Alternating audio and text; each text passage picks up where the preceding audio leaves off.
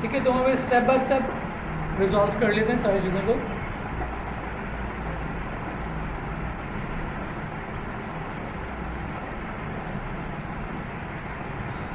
Prompt आप जब भी डालोगे तो आपको पार्स इंटीजर्स लगाना पड़ेगा अगर मैथमेटिकल एक्सप्रेशन परफॉर्म करनी है। ठीक है, ये मैं सबसे पहले हिट कर लेता हूँ, फिर आके नंबर्स आपसे मालूम करें। सबसे पहले इंटीग्रेशन हो जाए कि आपके पास नंबर्स मस्ट बी इंक्रीज होने चाहिए। ठीक है, हमेशा उसकी प्रॉपर कैलकुलेशन के लिए आप उसी के वेरिएबल को ट्वाइस टाइम यूज़ कर लो। जैसे कि हमें पहले कैलकुलेशन करनी है बी की, मल्टीप्लाई बाय 2 करना है, तो मैंने बी भी इंसर्ट कर लिया और क्या दिया कि 16 multiply by 16, that means B multiply by B. समझ गए, static convert to the dynamic. फिर उसके बाद हमने कहा टॉप या कह दिया AC 4AC, तो मैंने AC कर दिया equal to 4 multiply by A multiply by C, right. तो ये आपके पास इक्वल वैल्यू हिट हो गई, ये दो वैल्यू आपस में आ रही हैं। चेकिंग करने के लिए हम यूज़ कर सकते हैं डॉक्यूमेंट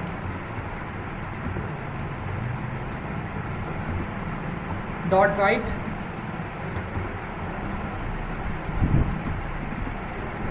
और हम इसमें B और B पेस्ट करवा लेते हैं।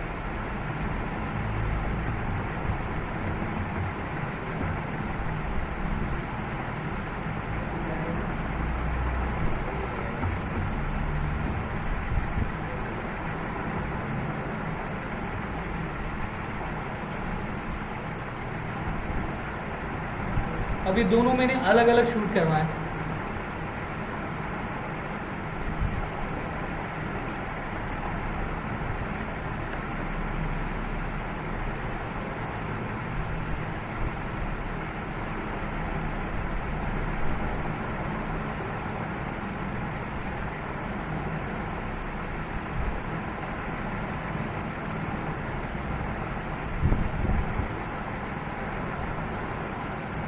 ठीक है, तो ये आपको दे रहा है 256 140, बिल्कुल प्रॉपर आंसर आ रहा है।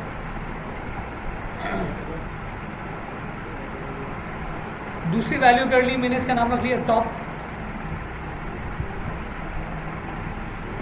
और यहाँ पर करवा लिया BB minus AC without quotations.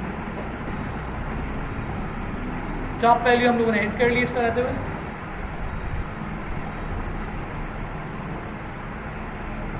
Same thing, अभी तक वैल्यू डायनामिक आपके पास चल रही है।